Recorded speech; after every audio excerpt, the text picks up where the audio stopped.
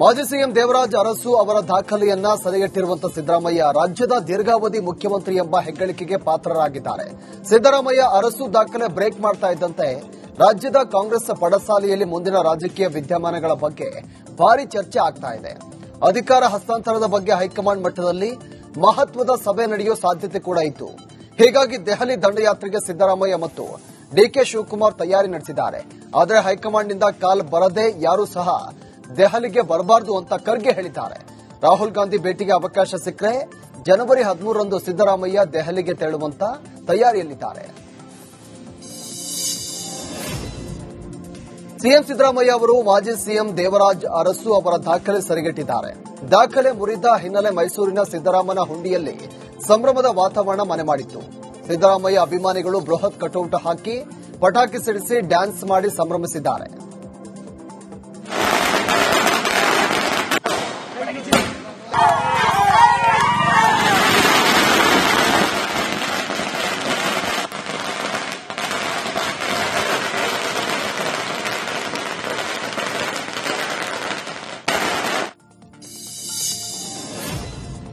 ಸಿದ್ದರಾಮಯ್ಯ ದೇವರಾಜು ಅರಸು ದಾಖಲೆ ಬ್ರೇಕ್ ಮಾಡಿದ್ದಕ್ಕೆ ಗದಗ್ನಲ್ಲಿ ಸಿಎಂ ಅಭಿಮಾನಿಗಳು ಭರ್ಜರಿ ನಾಟಿಕೋಳಿ ಪಾರ್ಟಿ ಮಾಡಿದ್ದಾರೆ.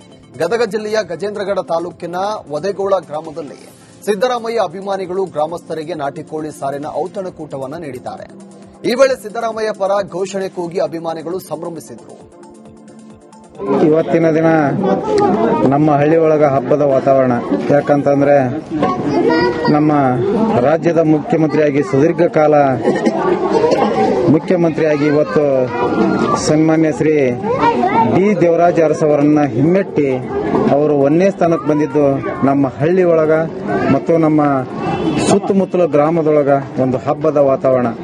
ಅದೇ ದಿಶೆ ಇಟ್ಕೊಂಡು ಇವತ್ತು ನಾವು ಈ ನಮ್ಮ ಒಂದು ಹಳ್ಳಿ ಒಳಗ ಸಿದ್ದರಾಮಯ್ಯ ವಿಮಾನ ಬಳಗದಿಂದ ನಾಟಿ ಕೋಳಿ ಔತಣಕೂಟವನ್ನು ಹಮ್ಮಿಕೊಂಡಿದ್ದೀವಿ.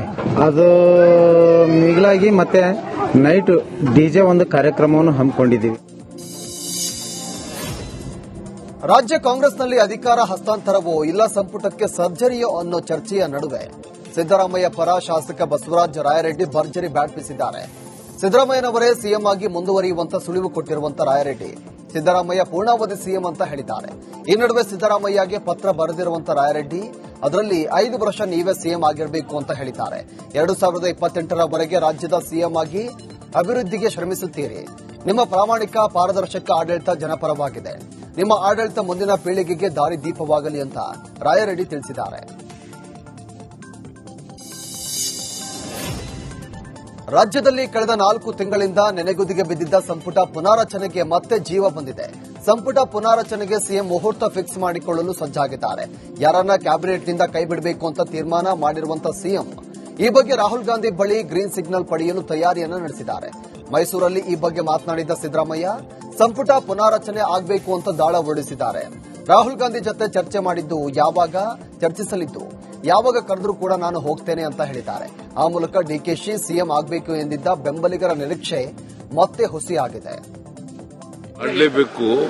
ರಾಹುಲ್ ಗಾಂಧಿ ಅವ್ರ ಜೊತೆ ಮಾತಾಡ್ತೇನೆ. ಅವ್ರು ಯಾವಾಗ ಕರೀತಾರೆ ಜನವರಿನಲ್ಲಿ ಮಾತಾಡ್ತೀನಿ ಅಂತ ಹೇಳಿದ್ದೀನಿ. ಯಾವಾಗ ಕರೀತಾರೆ ಅವಾಗ ಹೋಗ್ತೇನೆ. ಸಿಎಂ ಸಿದ್ದರಾಮಯ್ಯ ಸಂಪುಟ ಸರ್ಜರಿಗೆ ಸಿದ್ದತೆ ಮಾಡಿಕೊಳ್ತಾ ಇದ್ರೆ ಅತ್ತ ರಾಹುಲ್ ಗಾಂಧಿ ವಿದೇಶದಿಂದ ಬಂದ ನಂತರ ನಾಯಕತ್ವ ಹಸ್ತಾಂತರ ಮಾಡ್ತಾರೆ ಎನ್ನುತ್ತಿದ್ದ ಡಿಕೆಶಿ ಆಪ್ತರು ಈಗ ಮೌನಕ್ಕೆ ಜಾರಿದ್ದಾರೆ. ಸದ್ಯ ಹೈಕಮಾಂಡ್ ಚಿತ್ತವೆಲ್ಲ ಪಂಚ ರಾಜ್ಯಗಳ ಚುನಾವಣೆಯತ್ತ ನೆಟ್ಟಿದೆ. ಹೀಗಾಗಿ ರಾಜ್ಯದ ನಾಯಕತ್ವ ಗೊಂದಲಗಳ ಬಗ್ಗೆ ತಲೆ ಕೆಡಿಸಿಕೊಳ್ತಾ ಇಲ್ಲ. ಇನ್ನೊಂದು ಕಡೆ ದಾಖಲೆಯ 17ನೇ ಬಜೆಟ್ಗೆ ಸಿಎಂ ಸಿದ್ದರಾಮಯ್ಯ ಸಿದ್ದತೆಯನ್ನು ಶುರು ಮಾಡಿಕೊಂಡಿದ್ದಾರೆ. ಇನ್ನು ಸಿದ್ದರಾಮಯ್ಯ ದೇವರಾಜ್ ಅರಸು ದಾಖಲೆ ಬ್ರೇಕ್ ಮಾಡಿದ್ದಕ್ಕೆ ಶುಭ ಕೋರಿದಂತ ಮಾಗಡಿ ಶಾಸಕ ಬಾಲಕೃಷ್ಣ ಸಿದ್ದರಾಮಯ್ಯನವರು ಇನ್ನಾದರೂ ಪಟ್ಟ ಬಿಟ್ಕೊಡ್ಲಿ ಅಂತ ಹೇಳಿದ್ದಾರೆ. ಸಿದ್ದರಾಮಯ್ಯನವರ ಹೆಗಲ ಮೇಲೆ ಜವಾಬ್ದಾರಿ ಜಾಸ್ತಿ ಇದೆ. ಯಾಕಂದ್ರೆ ಕಾಂಗ್ರೆಸ್ ಸಿದ್ದರಾಮಯ್ಯನವರಿಗೆ ಒಳ್ಳೆ ಜವಾಬ್ದಾರಿಯನ್ನು ಕೊಟ್ಟು ಒಳ್ಳೆ ಅವಕಾಶವನ್ನು ಕೊಟ್ಟಿದೆ. ಅದನ್ನ ಮುಂದಿನ ಪೀಳಿಗೆಗೆ ಕಾಂಗ್ರೆಸ್ ಅನ್ನ ಬೆಳೆಸತಕ್ಕಂಥದ್ದು ಸಿದ್ದರಾಮಯ್ಯನವರು ಮಾಡಬೇಕು. ಮುಂದಿನ ಪೀಳಿಗೆಗೆ ನಾಯಕತ್ವವನ್ನ ಹುಟ್ಟಾಕ್ತಕ್ಕಂಥ ಕೆಲಸನ ಸಿದ್ದರಾಮಯ್ಯನವರು ಮಾಡಬೇಕಲ್ವಾ, ಅವ್ರದ್ದು ಜವಾಬ್ದಾರಿ ಇದೆ. ನಾಯಕರಾದ್ಮೇಲೆ ಇನ್ನೊಬ್ಬ ನಾಯಕರನ್ನ ಹುಟ್ಟಾಕ್ತಕ್ಕಂಥದ್ದು ಮುಖ್ಯಮಂತ್ರಿಗಳ ಕೆಲಸ ಮಾಡ್ತಾರೆ ಅಂತ ಆತ್ಮವಿಶ್ವಾಸ ಕೂಡ ಇದೆ. ಸಿದ್ದರಾಮಯ್ಯನವರು ಸಿದ್ದರಾಮಯ್ಯ ಅಧಿಕಾರವನ್ನ ಬಿಟ್ಕೊಡ್ಬೇಕು, ಡಿಕೆಶಿ ಸಿಎಂ ಆಗಬೇಕು ಅಂತ ಬ್ಯಾಟ್ ಮಾಡ್ತಾ ಇದ್ದ ಶಾಸಕ ಶಿವಗಂಗಾ ಬಸವರಾಜ್ ಇದೀಗ ವರಸೆಯನ್ನ ಬದಲಾಯಿಸಿದ್ದಾರೆ. ನಿನ್ನೆ ದಾವಣಗೆರೆಯಲ್ಲಿ ಮಾತನಾಡಿದ್ದ ಚನ್ನಗಿರಿ ಶಾಸಕ ದೇವರಾಜು ಅರಸು ಆಡಳಿತ ಅವಧಿಯಲ್ಲಿ ನಾನು ಹುಟ್ಟಿದ್ದೆ, ಅವರ ದಾಖಲೆಯನ್ನ ಸಿದ್ದರಾಮಯ್ಯ ಮುರಿದಿದ್ದಾರೆ, ಅವರಿಗೆ ಶುಭವಾಗಲಿ ಅಂತ ಹಾರೈಸಿದ್ದಾರೆ. ಮಾತ್ರವಲ್ಲ, ಸಿದ್ದರಾಮಯ್ಯ ಈ ಅವಧಿಯಲ್ಲೂ ಕೂಡ ಪೂರ್ಣಗೊಳಿಸಲಿ, ಮುಂದಿನ ಅವಧಿಗೂ ಕೂಡ ಅವರೇ ಸಿಎಂ ಆಗಲಿ ಅಂತ ಭರ್ಜರಿಯಾಗಿ ಬ್ಯಾಟ್ ಬೀಸಿದ್ದಾರೆ. ಖುಷಿನೇ ಅಲ್ಲ. ಈಗ ಒಂದು ನಮ್ಮ ಸಿದ್ದರಾಮಯ್ಯ ಸಾಹೇಬರು ಮಾಡೋದಂತ ಹಿಂದೆ ದೇವರಾಜ ಅರಸು ಏನಿದ್ರು ಸೀನಿಯರ್ ಮುಖ್ಯಮಂತ್ರಿಗಳು, ಅವರ ಒಂದು ಆಡಳಿತ ಅವಧಿಯಲ್ಲೇ ನಾನು ಹುಟ್ಟಿದ್ದು ಆ ಇಸ್ವಿಯಲ್ಲಿ. ಈಗ ಆ ಅವಧಿನ ಮೀರಿ ಒಂದು ದಿನ ಜಾಸ್ತಿ ಮಾಡೋಂತ ಅವಕಾಶ ನಮ್ಮ ಸಿದ್ದರಾಮಯ್ಯ ಸಾಹೇಬರು ಸಿಕ್ಕಿದೆ. ಆ ಒಂದು ಇದರೊಳಗೆ ವಿಧಾನಸೌಧದಲ್ಲಿ ನಾನು ಇವತ್ತಿದ್ದೀನಿ ಅಂದ್ರೆ ಖುಷಿ ಆಗ್ತದೆ. ಜೊತೆಗೆ ಅವರಿಗೆ ಶುಭನು ಕೋರ್ತೀನಿ. ಯಾಕಂದ್ರೆ ಅತಿ ಹೆಚ್ಚು ದಿನಗಳ ಕಾಲ ರಾಜ್ಯದ ಆಡಳಿತ ಮಾಡುವಂತ ಮುಖ್ಯಮಂತ್ರಿ ಅವರು.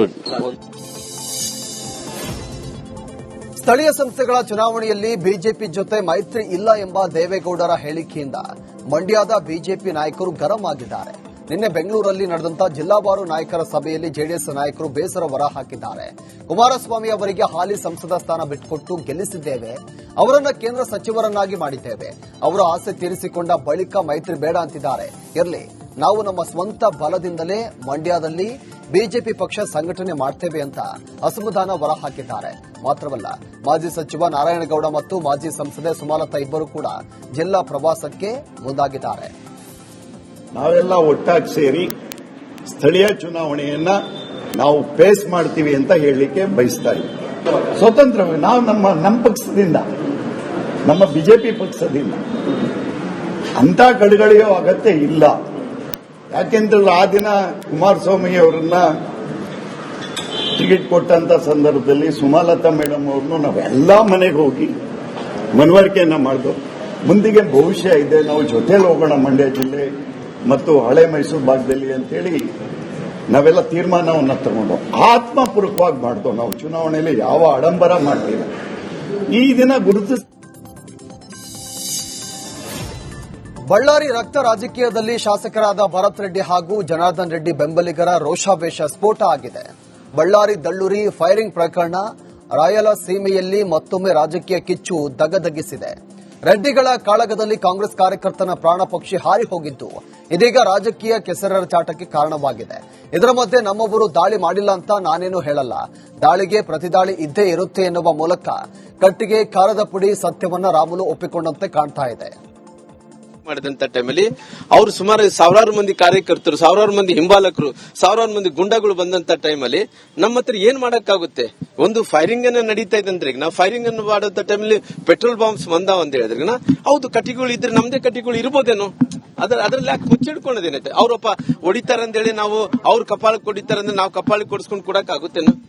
ಅಲ್ಲ, ನಾನು ತಪ್ಪಿಸ್ಕೋಬೇಕಂತ ನಾನು ಹೇಳ್ತೀನಿ. ಇಲ್ಲ ರೀ, ನಮ್ ಸಂಬಂಧ ಇಲ್ಲ, ಅಲ್ಲಿ ಅವರೇ ಕಟ್ಟಿಗಳೆಲ್ಲ ಬಿಸಾಕ್ ಹೋಗಿದ್ದಂತ ಹೇಳ್ಬೋದು. ಬಳ್ಳಾರಿಯ ಕಾಂಗ್ರೆಸ್ ಶಾಸಕ ನಾರಾ ಭರತ್ ರೆಡ್ಡಿ ವಿರುದ್ಧ ಮಾಜಿ ಸಚಿವ ರೇಣುಕಾಚಾರ್ಯ ತೀವ್ರವಾಗಿ ವಾಗ್ದಾಳಿ ನಡೆಸಿದ್ದಾರೆ. ದಾವಣಗೆರೆಯಲ್ಲಿ ಮಾತನಾಡಿದ ಹೊನ್ನಾಳಿಯ ಮಾಜಿ ಶಾಸಕರು ನಾರಾ ಭರತ್ ರೆಡ್ಡಿ ಹಣ ಮದದಿಂದ ಮೆರಿತಾ ಇದ್ದಾರೆ, ಅವರು ರಾಜಕೀಯದಲ್ಲಿ ಇನ್ನೂ ಎಳಸು ಅಂತ ಕಿಡಿಕಾರಿದ್ರು. ಶಾಸಕ ಭರತ್ ರೆಡ್ಡಿ ಆಪ್ತ ಸತೀಶ್ ರೆಡ್ಡಿ ಗಾಂಜಾ ಹುಡುಗರನ್ನ ಕರೆದುಕೊಂಡು ಬಂದು ಗಲಾಟೆಯನ್ನ ಮಾಡಿಸಿದ್ದಾನೆ. ಗಲಾಟೆ ಬಳಿಕ ಸತೀಶ್ ರೆಡ್ಡಿ ನಾಟಕವಾಡಿ ಆಸ್ಪತ್ರೆಗೆ ದಾಖಲಾಗಿದ್ದಾನೆ. ಇದೆಲ್ಲ ಕಾಂಗ್ರೆಸ್ ಸರ್ಕಾರದ ಕುತಂತ್ರ ಅಂತ ಆರೋಪವನ್ನ ಮಾಡಿದ್ರು. ರಾಜ್ಯದಲ್ಲಿ ಕಾಂಗ್ರೆಸ್ ಸರ್ಕಾರ ಅಧಿಕಾರದ ಅವಧಿಯಲ್ಲಿ ಸಂಪೂರ್ಣವಾಗಿ ಕಾನೂನು ಕುಸಿದು ಹೋಗಿದೆ. ಬಳ್ಳಾರಿ ಘಟನೆಯನ್ನ ಇಡೀ ದೇಶದ ಜನ ನೋಡಿದರೆ, ಒಬ್ಬ ನೆತ್ತಿ ಕೂಡದ ಇನ್ನು ಎಳಸು ರಾಜಕಾರಣದಲ್ಲಿ ಬಚ್ಚ ಬಳ್ಳಾರಿಯ ಶಾಸಕ ಭರತ್ ರೆಡ್ಡಿ ದುರಂಕಾರದ ಮಾತುಗಳು. ನಮ್ಮಪ್ಪ ಹುಟ್ಟ ಶ್ರೀಮಂತ, ನಾನು ಮನಸ್ಸು ಮಾಡಿದ 5 ನಿಮಿಷದಲ್ಲಿ ಜಯಂತ್ ರೆಡ್ಡಿ ಅವರ ಮನೆ ಪುಡಿಪುಡಿ ಆಗುತ್ತೆ, ಬಳ್ಳಾರಿ ಚಿತ್ರಣ ಬದಲಾವಣೆ ಆಗುತ್ತೆ, ಬೆಂಕಿ ಹತ್ತಿ ಉರಿಯುತ್ತೆ ಅಂತ ಹೇಳ್ತಲ್ಲ, ಅಂತ ಒಬ್ಬ ಶಾಸಕರನ್ನ ರಾಜ್ಯ ಸರ್ಕಾರ, ಮಾನ್ಯ ಮುಖ್ಯಮಂತ್ರಿಗಳು, ಗೃಹ ಸಚಿವರು ಸೋಮೋಟ ಕೇಸಾಗಿ ಬಂಧಿಸಬೇಕಾಯ್ತು. ಜಯಂತ್ ರೆಡ್ಡಿ ಅವರ ಮನೆ ಮುಂಭಾಗದಲ್ಲಿ ಮಹರ್ಷಿ ವಾಲ್ಮೀಕಿಯವರ ಬಗ್ಗೆ ನಮಗೆ ಅತ್ಯಂತ ಗೌರವ ಇದೆ. ಆದರೆ ಮಹರ್ಷಿ ವಾಲ್ಮೀಕಿಯವರ ಪುತ್ಥಳಿ ಅನಾವರಣ ನೆಪದಲ್ಲಿ ಜನಾರ್ದನ್ ರೆಡ್ಡಿಯನ್ನು ಹತ್ಯೆ ಮಾಡಬೇಕಂತ ಸಂಚಲನ ರೂಪಿಸಿದ್ರು ಕಾಂಗ್ರೆಸ್ ಸರ್ಕಾರ. ಬಳ್ಳಾರಿಯಲ್ಲಿ ನಡೆದಂತ ಗನ್ ಫೈರ್ ಗಲಾಟೆ ಬಿಜೆಪಿ ಕಾಂಗ್ರೆಸ್ ನಾಯಕರ ನಡುವೆ ರಾಜಕೀಯ ಜಂಗಿ ಕುಸ್ತಿಗೆ ವೇದಿಕೆಯಾಗಿದೆ. ನಿನ್ನೆ ಬಳ್ಳಾರಿ ಭೇಟಿ ನೀಡಿದ್ದ ಡಿಸಿಎಂ ಡಿಕೆ ಶಿವಕುಮಾರ್ ಮೃತ ರಾಜಶೇಖರ್ ನಿವಾಸಕ್ಕೆ ಭೇಟಿ ನೀಡಿ ಬಳಿಕ ಅಧಿಕಾರಿಗಳ ಜೊತೆ ಸಭೆ ಮಾಡಿದ್ರು. ಇನ್ನು ಮಾಧ್ಯಮಗಳ ಪ್ರಶ್ನೆಗೆ ಉತ್ತರಿಸಿದ ಡಿಕೆಶಿ ಜನಾರ್ದನ್ ರೆಡ್ಡಿ ಅವರಿಗೆ ಬುಲೆಟ್ ತಗುಲಿತ್ತಾ ಅಂತ ಪ್ರಶ್ನೆ ಮಾಡಿದ್ರು. ಇದೀಗ ಡಿಕೆಶಿ ಹೇಳಿಕೆಗೆ ಮಾಜಿ ಸಚಿವ ಶ್ರೀರಾಮುಲು ಕಿಡಿಕಾರಿದ್ದಾರೆ. ಜನಾರ್ದನ್ ರೆಡ್ಡಿ ಸಾಯಲಿ ಅಂತ ಅವರು ಬಯಸ್ತಾರೆ. ಇದೊಂದು ಕೊಲೆಗಡುಕ ಸರ್ಕಾರ ಅಂತ ರಿಪಬ್ಲಿಕ್ ಕನ್ನಡಕ್ಕೆ ಮಾಜಿ ಸಚಿವ ಶ್ರೀರಾಮುಲು ಹೇಳಿಕೆಯನ್ನ ಕೊಟ್ಟಿದ್ದಾರೆ. ಅದಕ್ಕೋಸ್ಕರವಾಗಿ ಇದು ಕ್ಲಿಯರ್ ಆಗಿ ಇಂಟೆನ್ಷನಲಿ ಮರ್ಡರ್, ಇಂಟೆನ್ಷನಲಿ ಏನಂದ್ರೆಗಿನ ಅವರೇ ಸಾಯಿಸಿ ಅವರೇ ಕಾರ್ಯಕರ್ತ ನಮಗ್ ಕೊರಲು ಕಟ್ಟಬೇಕು, ನಮ್ಮ ರಾಜಕೀಯ ಭವಿಷ್ಯ ಅಂತ್ಯ ಮಾಡಬೇಕು ಅನ್ನಂತ ಕಾರಣದಿಂದ ಒಬ್ಬ ಅಮಾಯಕನ ಹತ್ಯೆ ಮಾಡಿದ್ದಾರೆ. ಇವರು ಕೊಲೆಗಡಕರು. ಈ ಕಾಂಗ್ರೆಸ್ಸಿನ ಕೊಲೆಗಡಕ ಸರ್ಕಾರ ಇದು. ಅದಕ್ಕೋಸ್ಕರವಾಗಿ ಒತ್ತಾಯ ಮಾಡ್ತೀನಿ ನಾನು, ಎಂತ ಪರಿಸ್ಥಿತಿಯಲ್ಲಿ ಕೂಡ ನಾರಾ ಭರತ್ ರೆಡ್ಡಿ ಅವರು ಮಿಸ್ ಆಗಬಾರದು, ಅವ್ರು ಅರೆಸ್ಟ್ ಆಗ್ಲೇಬೇಕು. ಯಾಕಂದ್ರೆ ಇವತ್ತು ಈ ಕೃತ್ಯ ಏನಿದೆನೋ ಜನ್ಮಕ್ಕೂ ಕೂಡ ಈ ಪಾಪವನ್ನು ತೊಳ್ಕೊಳಕ್ಕೆ ಯಾರಿಂದ ಕೂಡ ಸಾಧ್ಯ ಆಗಲ್ಲ. ಅಂತ ಕೃತ್ಯ ಮಾಡಿದಾನ ಆ ಮನುಷ್ಯ. ಒಬ್ಬ ಜೀವ ತೆಗೆದಾನ, ನಾಳೆ ಎಷ್ಟು ಮಂದಿನ ಜೀವ ತೆಗೆದು ಬಳ್ಳಾರಿಯಲ್ಲಿ ಇನ್ನ ಬಹಳಷ್ಟು ಷಡ್ಯಂತ್ರ ಮಾಡ್ತಾ ಇದ್ದಾನಂತ ಆ ಮನುಷ್ಯ. ಬೇರೆ ಬೇರೆಯವ್ರನ್ನ ಕೊಲ್ಲಿ. ರಾಜ್ಯ ಸರ್ಕಾರ ಫಕೀರ್ ಕಾಲೋನಿಯ ಅಕ್ರಮ ವಲಸಿಗರಿಗೆ ಮನೆ ನೀಡಲು ಹೊರಟಿದೆ. ಮಾನವೀಯ ನೆಲೆಯಿಂದ ಮನೆ ನೀಡ್ತಾ ಇದ್ದೇವೆ ಅಂತ ಸರ್ಕಾರ ಹೇಳ್ತಾ ಇದೆ. ಆದರೆ ನಿರಾಶ್ರಿತರ ಸಂಖ್ಯೆ ದಿಢೀರ್ ಹೆಚ್ಚಳವಾಗಿದೆ. ಹೀಗಾಗಿ ಸರ್ಕಾರ ಅಗತ್ಯ ದಾಖಲಾತಿಗಳ ಪರಿಶೀಲನೆಗೆ ಮುಂದಾಗಿದೆ. ನಿನ್ನೆ ಕೋಗಿಲು ಲೇಔಟ್ಗೆ ಅಧಿಕಾರಿಗಳು ಭೇಟಿ ನೀಡಿದ್ದಾರೆ. ಸರ್ಕಾರಿ ಶಾಲೆ ಆವರಣದಲ್ಲಿ ನಿರಾಶ್ರಿತರ ದಾಖಲೆಗಳನ್ನು ಚೆಕ್ ಮಾಡಿದ್ದಾರೆ. 262 ಜನರಿಂದ ಪುನರ್ವಸತಿಗಾಗಿ ಅರ್ಜಿ ಸಲ್ಲಿಕೆಯಾಗಿದೆ. ಈ ಪೈಕಿ ಕೇವಲ 35ರಿಂದ 40 ಜನರ ದಾಖಲೆ ಸರಿಯಾಗಿದೆ ಅಂತ ಹೇಳಲಾಗ್ತಾ ಇದೆ. ಹೀಗಾಗಿ Aadhaar card, ration card, voter ID, ಮಕ್ಕಳ ಸ್ಕೂಲ್ ದಾಖಲಾತಿ ಸೇರಿದಂತೆ ಎಲ್ಲವನ್ನೂ ಕೂಡ ಪರಿಶೀಲಿಸಿದ್ದಾರೆ. ಒಂದು ಆಧಾರ್ ಕಾರ್ಡು, ಅದು ಮಕ್ಕಳದು ಕಾಲೇಜ್ ಸ್ಕೂಲ್ದು ಶಾಲಿದು ಎಲ್ಲ ಅದೇ ನಮ್ದು. ವಸತಿ ಸಚಿವ ಜಮೀರ್ ಖಾನ್ ಪ್ರತಿನಿಧಿಸುವಂತಹ ಚಾಮರಾಜಪೇಟೆಯಲ್ಲಿ ಗಾಂಜಾ ಗಿರಾಕಿಗಳ ಉಪಟಳ ಹೆಚ್ಚಾಗಿದೆ. ಮೊನ್ನೆ ಓಂ ಶಕ್ತಿ ಮಾಲಾಧಾರಿಗಳ ಮೇಲೆ ಕಲ್ಲು ತೂರಾಟ ನಡೆದಿದ್ದು, ಗೌರಿಪಾಳ್ಯದಲ್ಲಿ ಗಾಂಜಾ ಮತ್ನಲ್ಲಿ ಪುಂಡರು ಅಕ್ರಮ ಚಟುವಟಿಕೆಗಳಲ್ಲಿ ಭಾಗಿಯಾಗಿದ್ದಾರೆ. ಸ್ವತಃ ಸಚಿವ ಜಮೀರ್ ಖಾನ್ ಅವರೇ ಈ ಸತ್ಯವನ್ನು ಒಪ್ಪಿಕೊಂಡಿದ್ದಾರೆ. ಗಾಂಜಾ ನಶೆಯಲ್ಲಿ ಕಾನೂನು ಬಾಹಿರ ಚಟುವಟಿಕೆ ಮಾಡುವವರ ವಿರುದ್ಧ ಕ್ರಮಕ್ಕೆ ಪೊಲೀಸ್ ಅಧಿಕಾರಿಗಳಿಗೆ ಸೂಚನೆ ಕೊಟ್ಟಿದ್ದಾರೆ. ಈ ನಡುವೆ ಜೆಜೆಆರ್ ನಗರ ಪೊಲೀಸ್ ಠಾಣೆ ಹತ್ತಿರದ ಸಂಗಮ್ ಸರ್ಕಲ್ನಲ್ಲಿ ಇಬ್ಬರು ಕಳ್ಳರು ಪೆಟ್ರೋಲ್ ಕಳ್ಳತನ ಮಾಡಿದ್ದು, ಈ ದೃಶ್ಯ ಸಿಸಿಟಿವಿ ಕ್ಯಾಮೆರಾದಲ್ಲಿ ಸೆರೆಯಾಗಿದೆ. ಸಂಪುಟ ಪುನರ್ರಚನೆಯ ವೇಳೆ ನನಗೆ ಮಂತ್ರಿ ಸ್ಥಾನ ಸಿಗೋದು ಫಿಕ್ಸ್ ಆಗಿದೆ. ಇದರಿಂದಾಗಿ ಕೆಲವರ ಹೊಟ್ಟೆಯಲ್ಲಿ ಖಾರ ಕಲಸಿದಂತಾಗಿದೆ ಅಂತ ಇಳಕಲ್ ನಗರದಲ್ಲಿ ಶಾಸಕ ವಿಜಯಾನಂದ ಕಾಶಪ್ಪನವರು ಹೇಳಿದರು. ನನ್ನ ವಿರುದ್ಧ ಕೆಲವು ಸ್ವಾಮೀಜಿಗಳು ಮಸಲತ್ತು ಮಾಡ್ತಾ ಇದ್ದಾರೆ. ನಾನು ಮಂತ್ರಿಯಾಗುವುದನ್ನ ತಪ್ಪಿಸಲು ನಮ್ಮ ಸಮುದಾಯಕ್ಕೆ ಮಂತ್ರಿಗಿರಿಯೇ ಬೇಡ ಅಂತಿದ್ದಾರೆ ಅಂತ ಬಸವಜಯ ಮೃತ್ಯುಂಜಯ ಸ್ವಾಮೀಜಿ ವಿರುದ್ಧ ಪರೋಕ್ಷವಾಗಿ ಗುಡುಗಿದ್ರು. ಅವ್ರಿಗೆ ಗ್ಯಾರಂಟಿ ಆದಲ್ಲೇ ಈಗ ಮತ್ತೆ ಇಷ್ಟು ಖಾರ ಕಲಿಸಿದಂಗಾಗಿತ್ತು, ಹೊಟ್ಟೆಯಾಗ ಖಾರ ಕಲಿಸಿಬಿಡುತ್ತೆ ಬಹಳ ಮಂದಿಗೆ, ಇವರೊಬ್ಬರಿಗೆ ಅಲ್ಲ, ಕೆಲವಷ್ಟು ಮಂದಿ ಸ್ವಾಮಿಗಳಿಗೆ ಬೆಂಕಿ ಎತ್ತಿತ್ತು. ಅದಕ್ಕೆ ಈಗ ಹೇಳಕತ್ತಾರ ಅವ್ರು ಹೆಚ್ಚಾಗಿ, ನಮಗೆ ಸಚಿವ ಸಂಪುಟ ನಮ್ಮ ಸಮುದಾಯಕ್ಕೆ ಬೇಡ. ಇವ್ರು ಯಾಕೆ ಕೇಳಿದ್ರು? ಇವ್ರಿಗೆ ಯಾಕೆ ಕೇಳ್ತಾರ? ಇವ್ ಕೇಳೇ ಬರ್ತಾರೆ. ನಮ್ಮ ಸರ್ಕಾರ, ನಮ್ಮ ಮುಖ್ಯಮಂತ್ರಿಗಳು, ನಮ್ಮ ಉಪಮುಖ್ಯಮಂತ್ರಿ.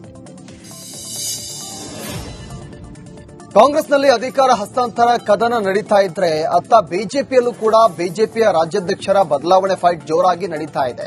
ರೆಬೆಲ್ ನಾಯಕರು ದೆಹಲಿ ಮಟ್ಟದಲ್ಲಿ ವಿಜಯೇಂದ್ರ ವಿರುದ್ಧ ರಣತಂತ್ರವನ್ನು ಮಾಡ್ತಿದ್ದಾರೆ. ಈ ಬೆಳವಣಿಗೆಗಳ ನಡುವೆ ವಿರೋಧ ಪಕ್ಷದ ನಾಯಕ ಆರ್ ಅಶೋಕ್ ದೆಹಲಿಯಲ್ಲಿ ಬಿಜೆಪಿ ರಾಷ್ಟ್ರೀಯ ಅಧ್ಯಕ್ಷ ಜೆಪಿ ನಡ್ಡಾ ಅವರನ್ನ ಭೇಟಿ ಮಾಡಿದ್ದಾರೆ. ಈ ವೇಳೆ ಕರ್ನಾಟಕದ ರಾಜಕೀಯ ಬೆಳವಣಿಗೆ ಮತ್ತು ಸಿದ್ದರಾಮಯ್ಯ ಸರ್ಕಾರದ ದುರಾಡಳಿತದ ಬಗ್ಗೆ ಮಾಹಿತಿ ಕೊಟ್ಟಿದ್ದಾರೆ. ಬಿಜೆಪಿ ನಡೆಸಿದ ಹೋರಾಟಗಳ ಬಗ್ಗೆ ಮಾಹಿತಿಯನ್ನ ನೀಡಿದ್ದಾರೆ.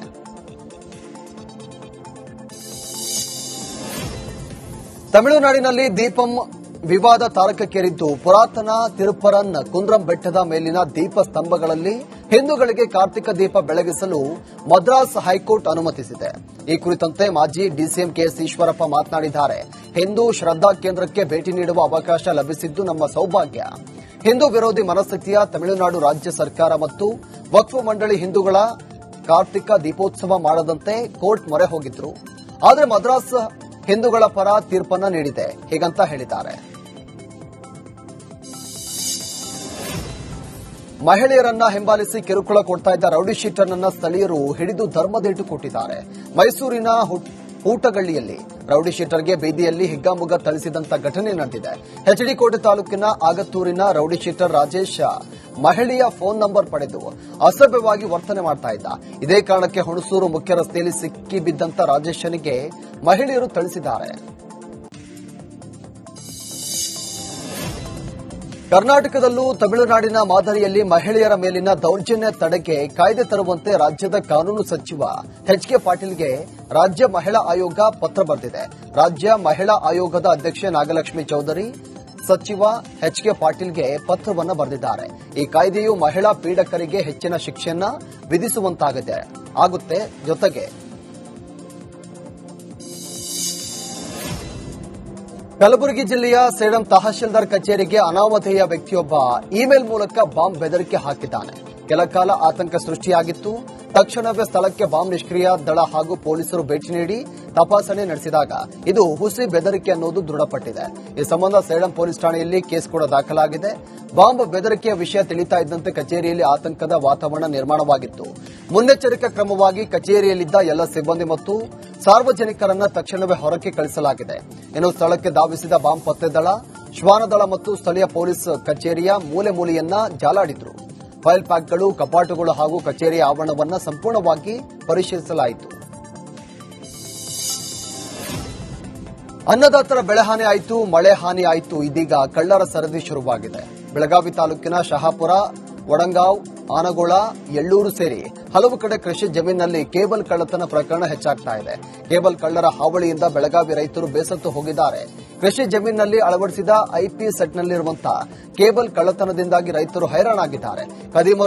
ಕದಿಮರ ಗ್ಯಾಂಗ್ ಈ ಕೇಬಲ್ ಕಳ್ಳತನ ಮಾಡಿ ಅದರಲ್ಲಿನ ತಾಮ್ರ ಕರಗಿಸಿ ಮಾರಾಟವನ್ನು ಮಾಡ್ತಾ ಇದ್ದಾರೆ. ಕದ್ದ ಕೇಬಲ್ ಅನ್ನ ಕೆಜಿಗೆ 1100 ರೂಪಾಯಿಗೆ ಮಾರಿಕೊಳ್ಳುವ ಮಾಹಿತಿ ತಿಳಿದು ಬಂದಿದೆ. ಇನ್ನು ರೈತರು ಕೇಬಲ್ ರಕ್ಷಣೆಗಾಗಿ ಕೈಯಲ್ಲಿ ಬಡಿಗೆ, ಕೋಲು ಹಿಡಿದು ಗಸ್ತು ತಿರುಗುವ ಪರಿಸ್ಥಿತಿ ನಿರ್ಮಾಣವಾಗಿದೆ. ಉಡುಪಿಯ ಕೃಷ್ಣಮಠದ ಪರಿಸರದಲ್ಲಿ ಬೆಂಕಿ ಅವಘಡ ಸಂಭವಿಸಿದ್ದು ತಕ್ಷಣವೇ ಸ್ಥಳಕ್ಕೆ ಆಗಮಿಸಿದ ಅಗ್ನಿಶಾಮಕ ದಳದ ಸಿಬ್ಬಂದಿ ಬೆಂಕಿಯನ್ನ ನಂದಿಸಿದ್ದಾರೆ. ಕೃಷ್ಣಮಠದ ಸಮೀಪ ಇರುವಂತಹ ಖಾಸಗಿ ಜಾಗದಲ್ಲಿ ಈ ಒಂದು ಘಟನೆ ನಡೆದಿದೆ. ಕೆಲಕಾಲ ಆತಂಕದ ವಾತಾವರಣ ಕೂಡ ನಿರ್ಮಾಣವಾಗಿತ್ತು. ಬೆಂಕಿಯನ್ನ ನಂದಿಸಿದ ಬಳಿಕ ಪೊಲೀಸರ ವಿಚಾರಣೆ ವೇಳೆ ಮಾನಸಿಕ ಅಸ್ವಸ್ಥನ ಅಚಾತುರ್ಯದಿಂದ ಈ ಒಂದು ಘಟನೆ ನಡೆದಿದೆ ಅಂತ ಗೊತ್ತಾಗ್ತಾ ಇದೆ.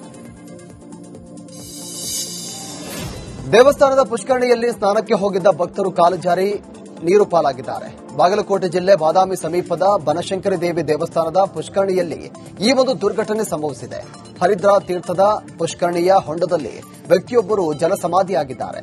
ಬಾದಾಮಿಯ ಅಗ್ನಿಶಾಮಕ ದಳದ ಸಿಬ್ಬಂದಿ ಬೋಟ್ ಮೂಲಕ ಹುಡುಕಾಟವನ್ನು ನಡೆಸಿದ್ದಾರೆ. ಸಚಿವ ಲಕ್ಷ್ಮೀ ಹೆಬ್ಬಾಳ್ಕರ್ ಪುತ್ರನ ಕಾರು ಚಾಲಕನಿಗೆ ಕಿಡಿಗೇಡಿಗಳು ಚಾಕುವಿನಿಂದ ಇರಿದಿದ್ದಾರೆ. ಬೆಳಗಾವಿಯ ಕ್ಯಾಂಪ್ ಪೊಲೀಸ್ ಠಾಣಾ ವ್ಯಾಪ್ತಿಯಲ್ಲಿ ಈ ಒಂದು ಘಟನೆ ನಡೆದಿದೆ. ಗೋಜಾಗ ಮೂಲದ ಇಬ್ಬರು ಯುವಕರಿಂದ ಚಾಕು ಇರಿತವಾಗಿದೆ ಅಂತ ತಿಳಿದು ಬಂದಿದೆ.